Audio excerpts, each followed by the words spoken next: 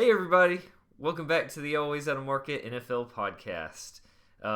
We got pretty much the normal crew, except instead of Matthew, we got Ryan. Say hi, Ryan. Hey Ryan. We've got Jason, and then old boy with no webcam, Tyler here. So Howdy.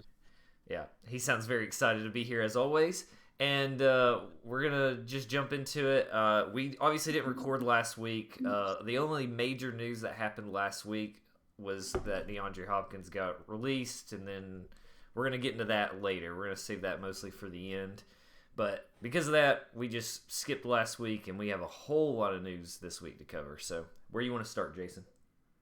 Well, so like I said before we started, I have everything listed kind of like from least important to most important. Yeah. So we'll start with that Green Bay is expected to host the NFL draft in 2025 because they're the only city that is in the running for the draft to happen in their city. So, yeah, I feel like that it's going to be probably really cold. No kidding. I They have to wear their scarves. Yeah. I wonder what they would use as a venue. Like, do you think they do like an indoor venue, or are they gonna still have to do it like outside, like most of them are? I have no idea. I mean, it's weird that it's gonna be in Green Bay and not another city. Like, I feel like if they were gonna have it up there, it would be a different city and not the city of Green Bay. Yeah, does Green Bay actually have the functionality to host that many people for a Super Bowl? Like the city itself, the infrastructure? I mean, like hotels and crap? Probably not. Yeah, probably not. Well, I mean, you say that, but then also Green Bay is like second to the Cowboys for like America's team.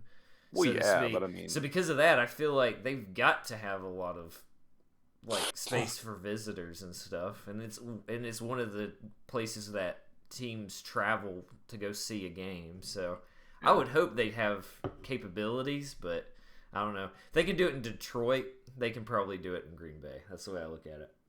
I mean, Detroit's much bigger than Green Bay. I know that, but also actually, like, never mind. Green Bay has 100,000 people in it. I didn't even realize it was that big. I thought it was smaller than that. Well, and then I mean, I'm just thinking as far as like space goes, like needing a big open space like that. Yeah. That's where I feel like something like Detroit would actually be hard. But then again, I don't know. I don't know much about these other cities, so anyway. Anything else about that, Jason? No. The next thing I have on here is you actually put this in there, I think, Steven, this week, was that Brett Kern announced his retirement. Yeah. Long-time punter. Long-time Titans punter. I mean, he's been through how many different coaches, Tyler? A lot. Yeah. I think it was him and Luan that were the only two people that were on a losing team for us before last season. Yeah, so obviously, last year Brett Kern got cut because it was basically between him and Ryan Stonehouse. Stonehouse won just because he literally broke records this year. So it made sense to go with Stonehouse. And then I think, if I remember correctly, he got picked up by the Eagles, which is funny because, Eagles is just taking all the good Titans players, obviously. And then he didn't really play much, if I remember correctly. Like, he didn't even play in the Super Bowl, even though he was there. So, but... Well, I mean, the Eagles didn't have to punt a whole lot anyway, so... True. Yeah, Ryan Stonehouse did great for my punter league this past year. I know he did. He was awesome. Me and Tyler got a little signed football, like little trading cards from him. Of course, he did it himself and did it for charity, so he had to it's weird because he had to remove the Titans logo, so it's really weird for that, but he's still pretty cool little collectible. Interesting. Yeah, but congrats to Brett Kern. I mean, he obviously had a very successful career. He actually, I think if he really wanted to, he could actually do some kind of broadcasting stuff because he does have that presence. He has that kind of radio voice because he's been on the main Titans podcasts and stuff a lot. And of course he did one for his retirement too. So I don't think he's fully done. Oh, we lost Ryan. Bye, Ryan. I'll turn the camera on in just a second. Oh, you're good.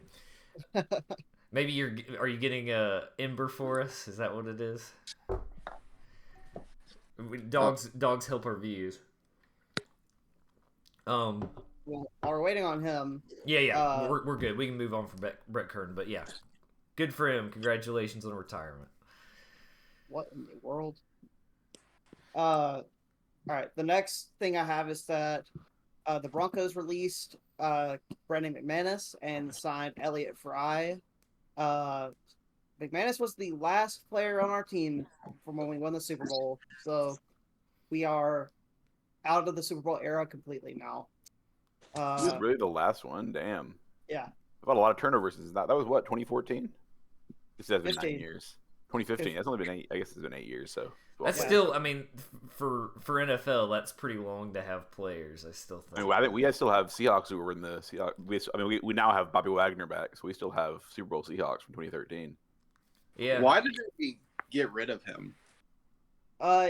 He honestly did not do very well last year, and he was just too expensive. I was about to ask, like, what was his what was his salary? Do you know? I don't know off the top of my head. I looked it up once I saw that he was released, and it was pretty expensive considering how bad that he did last year. Yeah. That being said, I don't know why we signed Elliott Fry because he's only kicked like 5 field goals in his entire career, so he's very inexperienced in the NFL. Were y'all also like trying out Brett Maher? Yeah, we did, and we did not sign him. So apparently he's still having some issues. I don't know. Like, I just think about like, I mean, obviously, I think that was like just a bad moment, but like he literally like missed so many extra points at the end 5. there. Yeah, he missed 5 in like one game, right? Yeah, you don't trust that at that point. No. And the next one I have is still staying in the kicking department, which is the Lions traded for Riley Patterson with the Jaguars. And apparently the Jaguars are playing the extra long game with this because they got a 2026 7th-round pick in exchange for Riley Patterson. I think that's because they're, well, I don't know.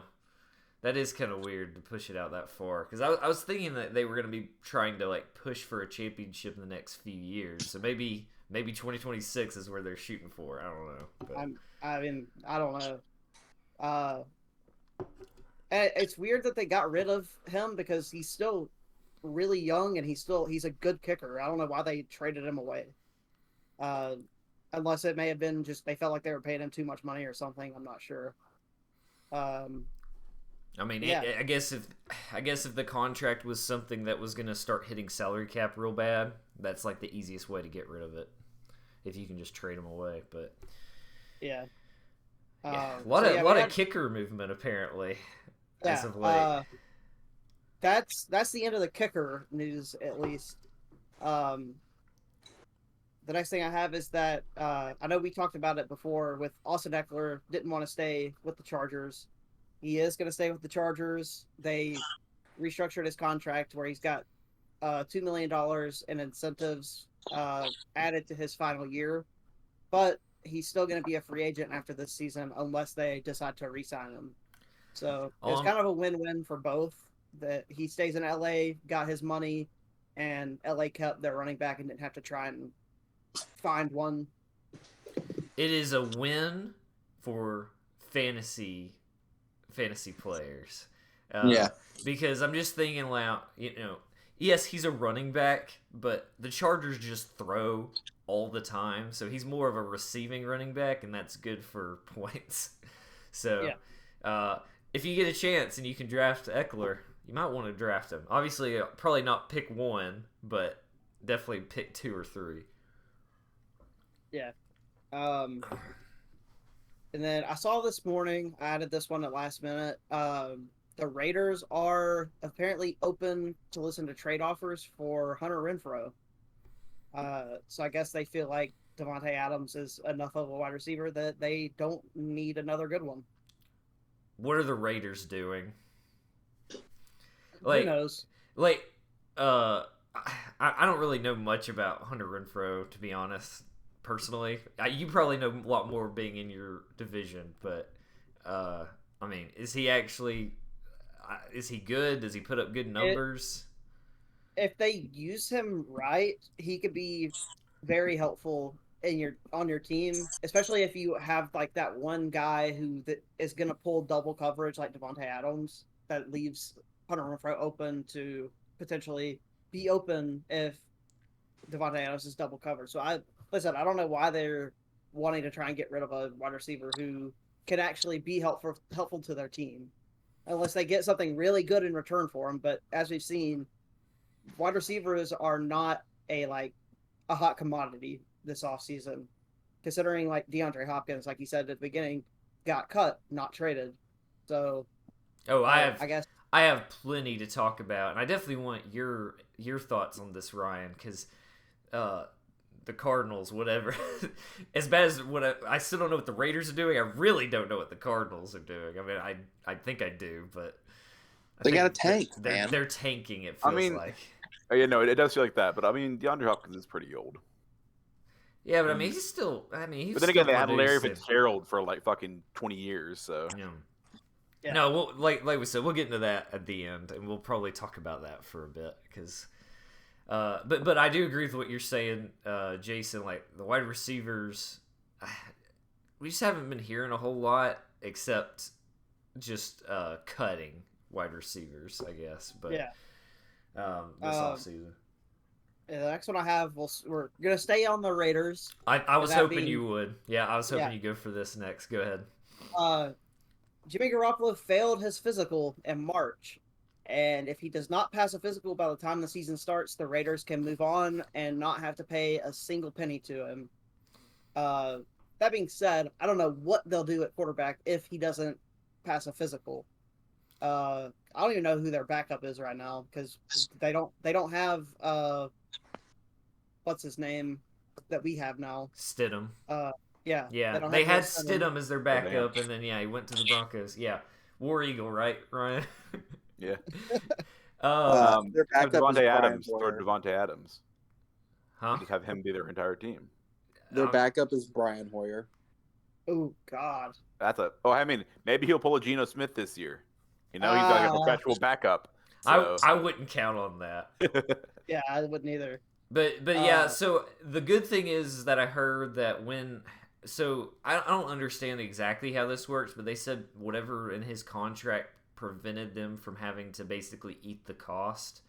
Is that something that happens naturally with a trade, or is that just did they restructure his contract when they traded him? I think whenever you get traded, you have to pass a physical. Okay. Yeah, I think that is the case. Is that you had to pass a physical, or you can't play. I guess that makes sense because otherwise you would just like say one team knew something was up, and that'd be a way to really fuck over another team, I guess. So yeah, I guess that's why that rule's in place. But yeah, if he doesn't play, which I mean, Jimmy G, he's one of those guys that he's just kind of mid-tier quarterback. Like he's not gonna absolutely fuck you over, but he's not really gonna elevate you in any way. Really, your female fan base. Am I right? He's a hunk. He is absolutely a hunk, and that's the thing is Vegas made sense for him because it's like think about all the billboards in Vegas. Like they could just plaster him all over the place, just bring in views. Bring in billboards. Billboard views. Billboard views. But yeah, like I think they're gonna have to figure out something because I guess there might be some interest in moving some quarterbacks. Like if, for example, there's talks of Titans still wanting to trade Tannehill away. I wouldn't do that with how much I don't trust these new guys, but there's teams like that have like a quarterback that they're paying a lot of money that might be interested in being like, hey Raiders, if you really want, we can make a deal. So I guess that'd be their only solution if they can't get him, because surely they're not going to go with who'd you say it was again? Hoyer? Yeah. Yeah. No, I don't see that. Yeah, and this little bullet point can lead us right to the next one. being that the NFL passed a new bylaw to allow a third quarterback to be active without burning a roster spot. Yeah. That's definitely stemming from the 49ers in the NFC Championship. I would like to say, though, it's specifically a game time roster spot. They still have to be on your 53-man roster, to my understanding. Like, it's just, Okay. yeah. Yeah, that And makes more sense. that's a big difference there, because you can't just keep a third person that's like, you're on my permanent practice squad or something, and then just bring them to the games. They have to be on your 53-man roster, to my understanding, but then they don't require your game time roster spot for them, because odds are you aren't going to use them anyway, unless you have the Brock Purdy situation. Yeah. I mean, that's the whole reason this probably happened anyway. So Yep. Yeah, it's definitely why it's in here, which I still think it's a good idea, just because if something like that happens, you don't have somebody who's never played quarterback going in to play quarterback if that happens, because that could be dangerous for whoever is doing that. well, because I remember, think about it. Looked like the Eagles were going to win that game anyway before all that happened, but just the absolute destruction of the 49ers in that game was just like, I mean, it kind of just ruined the game, honestly. Like, there pretty much wasn't a chance, especially after Josh Johnson pulled a Cam Newton right before he ended up getting hurt the exact same way as Purdy. And then they were trying to figure out, they were like, do we put Purdy back in? Do we have Christian McCaffrey throw? Or what do we do at this point? So, yeah. I think it's a good rule change. I don't know if it really makes... Again, it's the fact that you still have to have them on your full roster, that I don't think it actually does as much as people think it does. But, I mean, it's better than nothing. So does this rule basically mean the 53-man roster is now a 54-man roster, but that extra slot is only for quarterback? I don't think so. Is it still a 53-man roster, but you have to take one spot out for that third quarterback? Yeah, it's the fact that you got to remember, you also have it's the main 53-man roster, but there's something you have to do.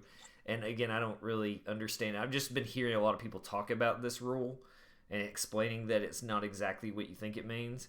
There's something you have to do, for game time rosters. Like, every time you're about to go into an actual game, you have to give an active roster to team, or to the broadcasters, to all the people that are going to be announcing the game, so they can keep up with all that. And that's where you have to include them. But it doesn't require one of those slots. I don't remember the exact details, but okay. Well, we have plenty of time before the season starts. We can brush up on it and figure out what exactly it means. Yeah, figure out exactly how it works. With that being said, there is another rule that was passed since we recorded that. Yeah. That being that all fair catches and touchbacks come out to the 25-yard line on kickoffs. This is coming even after almost all special teams coaches oppose the rule change. So it's now the same rule as in college football. NFL's getting soft. It's getting soft. As far as I can tell, it doesn't apply to punts. So it looks like it is the exact same as college football. So are you saying a touchback on a punt wouldn't it go to 25? It would go to 20 still? I think so. I didn't see anything about it being on punts. I just saw it about being on kickoffs. It's probably the same though. I don't know. It might be. Well, we'll find out this year, because it's bound to happen in week 1. So we'll figure out exactly what these rules mean, because no one really explained them very well, and I'm sure that in the official rule book it explains it exactly how it needs to be, but we don't get those sources. We get stuff from Twitter for the most part. Yeah. So that's gonna really diminish the excitingness of special teams, because I mean the risk of if you're back in the end zone, what's the risk of fair catch? You have to get all the way to 25 now to make it even be to Exactly. break even. Yeah, because then if you start running and then you get fucked, then you're stuck in a worse place. See, I understand. Go ahead. No, go ahead. I'm sorry. So on average, I feel like you when you run back on like a kick return, if it's about you usually at the end of in the end zone or right in front of the end zone, you get to about the 20, and then that's where you get tackled. Like it's on average. So I mean, it's not gonna make sense unless it's like a fucking shank of a punt or a kick that goes really short to run it back. I feel. I don't know. I mean, I understand it for college, but for NFL, I feel like it's just another thing that's really soft, like just making the NFL feel soft. And then it's also special teams is already kind of like the good thing about like with kickoff returns is that can be like an explosive moment where you get like a nice like an exciting run back or something. There's going to be less of that now, and I think that just makes special teams even more boring than it already is. Yeah. They should at least move back where the kickers start 5 yards. If they're going to move where the fair catch goes 5 yards, then it's they have 5 more yards to go, and it makes it more even than where they'll be like average. I feel they want to just make it so where they start on the 25, just move everybody back 5 yards or up. One thing I swear though, I hope they don't try to do any of the. I don't know if y'all watched any of the XFL stuff, but the weird like special teams stuff for XFL was really weird. If they implement any of that, I'm not gonna be happy. Which one's Gavin in? He's in. No, he's not in that. He's in the Arena League, which we do have something to talk about for that, which we'll get into in a minute. But if you know what I'm talking about.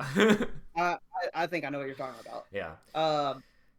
Well, we can bring that up because I have 2 more bullet points left, and those should be saved for the end. Okay. Go ahead then.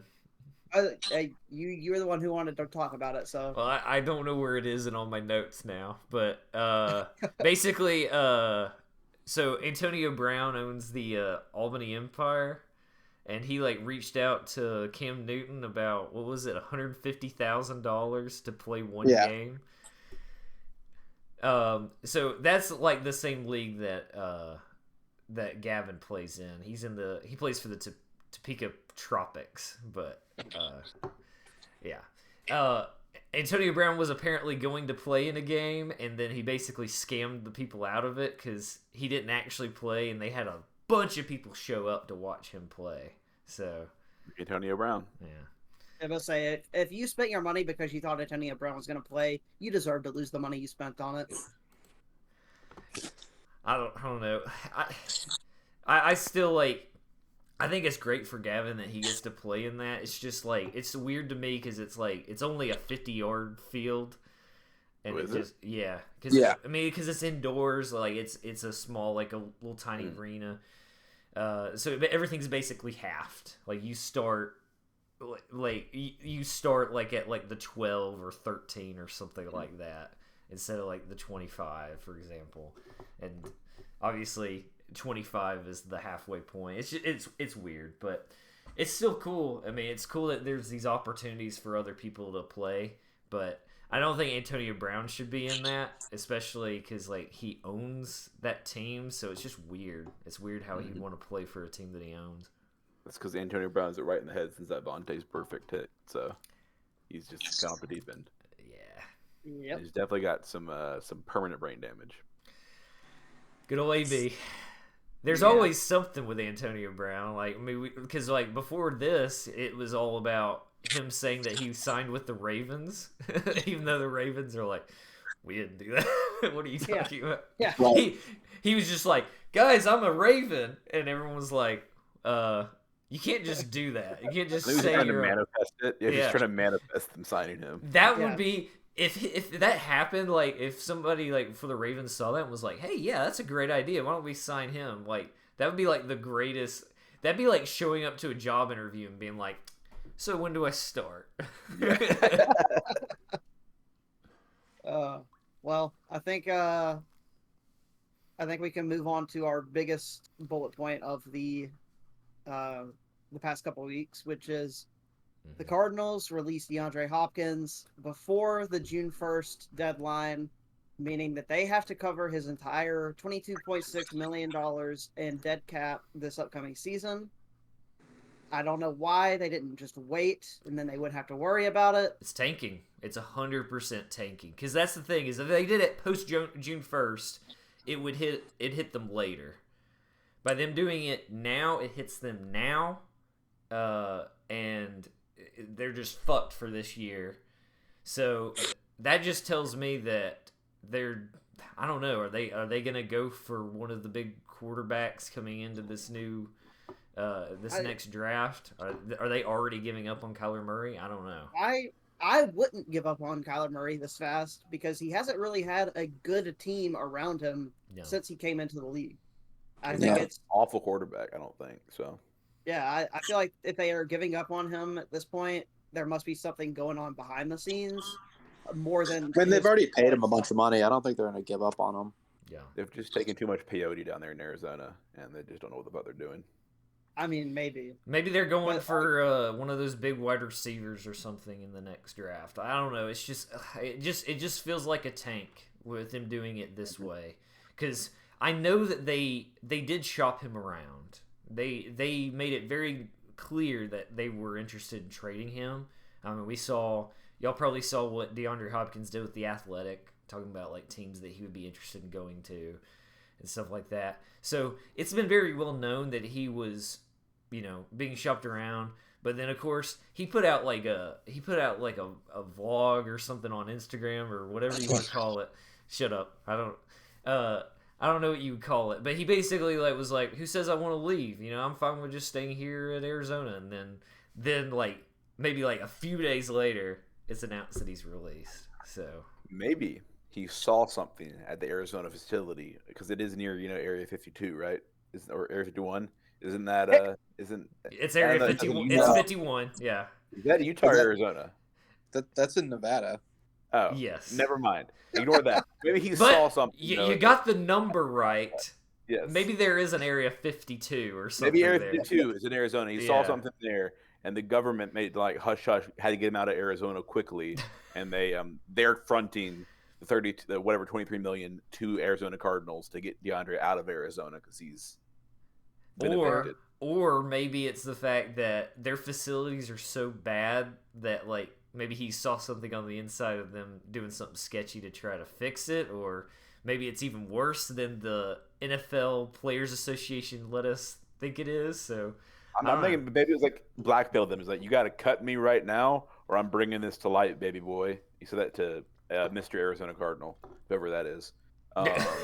And that's the name of the owner, Mr. He said that to him, and then they were like, "All right, fine. It's gonna make everybody think we're tanking, but we'll just go with it." And then they cut him. But they're like, then they have to pay him off. So it works for DeAndre. He saw something. I'm telling you, it's blackmail probably.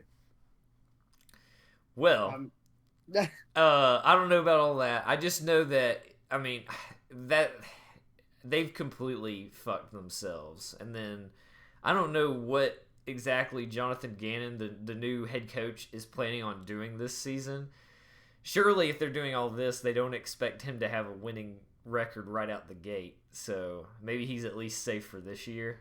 But as I've said before, I don't think they're getting as good of a coach as they think they are, because we saw the Eagles' offense was amazing this last year, but their defense wasn't always stellar, and they didn't show up in the second half of the Super Bowl. So I don't think. Well, go ahead. So I was just gonna ask, so where do we think DeAndre Hopkins will land? Because there were a ton of teams that were in the running to get him. I mean, upwards of 10 teams, which a few of them have dropped out as of last night, those being the Cowboys, Bills, Chiefs, and Giants. Based on the stuff that I've seen online, the front runners, in no particular order right now, are the Jets, the Browns, and the Texans. He's going back home to Houston, baby. I can see it. I can too. So here's what I want to say. As far as your question is concerned, Jason, I really thought before that they announced the teams that were just saying we're out, I was actually leaning towards the Bills or the Cowboys. Cowboys, I believe, were the betting favorites too. And then the Bills, who wouldn't want to go to the Bills? I feel like at this point, because even though I still don't think Josh Allen's enough to really get them there, like get them a Super Bowl win, they still look at their overall team and just, it seems like if there's a place that you want to be a player for, I mean, the fan base is solid for the Buffalo Bills and stuff, so it makes sense. So I really thought it was going to be either of those two, and I see them out, I'm like, geez, I don't know. So I would say the Texans too, based on The who's Bills left. do have. I mean, it's not obviously the more important thing is the team and the fan base and everything, but they do have the worst like weather in the entire NFL going for them. So I mean, if you got to be a Yeah. Buffalo Bill, you have to live in basically fucking Arctic Circle. It seems like It's surprising because I mean, isn't the Buffalo Bills stadium still outdoor too? You think they would have like an indoor stadium at this point? Oh no, they don't do that. If you're a boy from like the Southeast or Texas or some shit, like you grew up there, I don't know if you want to like move up to Buffalo and have to play in that type of conditions if you're used to like playing in Florida or some shit. Yeah. Well, it's also the it goes back to what I said earlier about the athletic, like showing him. He looked like when they showed him the Bills, he was like, "Yeah, that'd be pretty sweet." Like he kind of had a face like, "Yeah, I'd be cool with that." But I mean, the Texans would make sense because remind me. I mean, obviously, I don't remember how long ago it was, but you know, he of course got traded from the Texans to the Cardinals. So, and I don't think he was super happy about that either. I think he actually wanted to stay at the Texans, but Was it like 4 years ago? yeah, I mean, I was gonna say it's been a handful maybe. it was a pretty So, big trade when it happened too. Like oh everyone yeah, was it, talking it about. was It was 2020, so it was he joined the Cardinals right when the pandemic started, March 18th, 2020. Dang. okay. So he's only been Very with the Cardinals for lopsided 2 trade. years. But I mean, my biggest thing about seeing him going back to the Texans is one, he's already played there. There are still players there that he already played with in his career, and two, they now have a new, young, promising quarterback that will be throwing to him, and they just got a big upgrade on defense when they got Will Anderson in this draft as well. So maybe he's looking at it as this could be a team that could win a Super Bowl in the next 3, 4, or 5 years. I don't think that's going to be the case, but he could be looking at it that way, that he may think he can elevate them enough to get them there. I guess he thinks too. I mean, the Texans really, if they can keep up with the Jaguars, I think they are a contender for this next year. Because I mean, let's be honest, AFC South is kind of a mess right now with a lot of unknowns too. You know, with like new quarterbacks pretty much across the board. Really, Jaguars are the only ones that seem like they didn't really have to change much, and then of course they made it in the playoffs this last year. So I could see it, and then I think going and playing for D'Amico Ryans would be pretty cool too. So I can definitely see him wanting to go to the Texans, and it's like what Ryan said too. It's like, you know, going back to your previous home, I guess. So it feels, He was there for 7 years, playing there for 7 years. Feels comfortable, yeah. So Jason, are you saying Texans too for your lead? I'll go with the Texans, but I have seen a lot of things about him going to the Browns. So I would say Texans, then Browns, I mean, and then Jets, I guess. If he tries to go to the Browns, he's going to have to take a pay cut because they're not going to be able to pay him what he wants to get paid. Well, I think that's why a lot of people jumped out too, right? Like came out of the running because he was just asking for too much money. I mean, he's getting paid $20 million from the Cardinals, so I don't know why he wouldn't just want to win a Super Bowl on a cheap contract. Don't say that, because then he can just go to the Chiefs, and I do not want him on the Chiefs. Okay. Maybe he gets honor. He doesn't want to just take the easy way out. We also got to remember, not everyone is the same. Like, not everyone thinks of it that way. Of just, I'm willing to take less money to be a contender. Some people are just like, I'm that good, pay me. So yeah, much better anyway. If you're gonna have a much better, memory of you if you go to a mediocre team and make them go to the Super Bowl than if you just hop on a fucking already amazing team and just ride them to the Super Bowl. You're not really leave much of a legacy for yourself in that case. You know, I feel like DeAndre Hopkins is one of those guys that he wants to make an impact if he's on that team, and I think that's I think he tried to do that on the Cardinals, but didn't really happen. I feel like, and he was really like him and Kyler Murray were really the only players anybody talked about though for the Cardinals. Like and JJ Watt. Well, yeah, but I mean, offensively, I guess you could say They had David Johnson for a little bit. He was good for like a year or two. Yeah, you would David know more. Johnson, You would know Texans. more about them than me anyway, because your own division. But so I don't know for the Cardinals. so Tyler, are you saying Texans too, or are you going for another team, or you think you're gonna go Browns?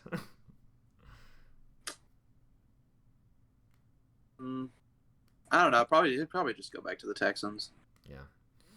I mean, I know Tyler sent the new salary cap after the June 1st cuts. Where are the Texans sitting at with that? They've got almost 19 million left in cap space, so they can afford to sign him. But you know who else can afford to sign him? The Bears or the Panthers or the Jets or the Lions. Now the question is though, have the Texans signed everybody from their draft? Like, now that I cannot answer that question because that's something you have to consider. Because yes, obviously you draft players, but then you still have to, like, once you go through camp and everything, you have to make that step to sign them. So they still are going to use up some of your cap, I guess. It won't be as much as other things, but then I guess it also depends on how you structure the contract too. I mean, I'm going to assume they've already signed their big players that they drafted, like C.J. Stroud and Will Anderson. I would hope so. I'm going to assume they've already signed them, and this is with them included in that. So even if they haven't signed the players that are like, 5th through 7th round, it's not going to eat up very much cap space at all. I would say if they haven't signed any of those guys, they still probably have at least 15 million left. Yeah, I do think though it's something to consider, just given that because we also got to think about undrafted free agents and stuff too. There's still some of that going on, so the cap isn't exactly set at this point. Yeah. And then of course, picking up players like DeAndre Hopkins obviously adds another layer to that. But I mean, if he goes to the Texans, I wouldn't be a big fan, but it would make a lot of sense. So yeah, I'm just interested to see who winds up picking him up at this point. I mean, yeah, I don't want him to go to the Chiefs, and it sounds like they're out anyway. But if he goes to the Chiefs, to see him with Patrick Mahomes would be something. I mean, I would expect them to score at least 30 points a game if those two were on the same team. It would be exciting to watch. Maybe not for you, but it would be. Yeah, I mean, but hey, to see DeAndre Hopkins go up against Patrick Surtain, I would watch that. That would be pretty good. I mean, yeah. I just don't want the Chiefs to be good again. Well, go ahead and get over that. Oh, I know. Yeah. That we're in their dynasty now, 100%. Yeah. I'm not a fan of dynasties at all, especially when they're in my division. Yeah. Oh well. Anyway, you got anything else to say about any of that? I don't. I don't either. Nope. I imagine he'll be signed somewhere. It's just a matter of time. Oh, yeah. I don't actually know. I mean, they can pretty much sign him up to when the season starts, right? Or they have to. That'll probably be a few hours after this episode gets posted. Yeah, that's usually what happens. That's probably what'll happen too. Yeah, for sure. Okay, well, if you guys don't have anything else, we can probably just call it here. A little bit of a shorter episode, but we covered all of our news. It was pretty good. I think we're good. Honestly, a lot of information came out. So, all right. So if we have a lot of news, we'll try to record next week. We'll try to do another episode. If not, we'll just skip again and leave us more to talk about the next news. week. A whole lot of news, and then maybe we'll try to throw something else in there, one of our little tier lists or something like that again. Ryan, I don't know if you ever watched it. Did you watch our mascots episode? I did not know. Well, obviously your team's got the best mascot according to us. So And according to the actual competition, like their Blitz was in the top 3. Blitz is awesome. Yeah, Blitz is awesome. Yeah, I've meant to talk to you about it on the episode, but Blitz was my number 1. I think Jason put him at number 1. Tyler put him at 2, and then Matthew put him at 11. But I was like Matthew. Matthew had Jackson DeVille as his number 1, and I had him at in the low 20s, early 30s. So that's one of the best names though, Jackson DeVille. Oh, absolutely. No, not a fan. Anyway, well, you're obviously biased, but I mean, I also I hate the. I told everybody in that one that I was considering him in the little Speedo, and I fucking hate that. So. Oh yeah. All right. Well, Ryan, do you want to take us out? Sure. All right, everybody. Thank you for listening / watching to the Always Out of Always Out of Market podcast this week on our off-season adventures. Don't worry, only 3 or 4 months till the actual season starts again. We're under 100 days. Under 100 days. There we go. So until we see you again, see ya. Bye.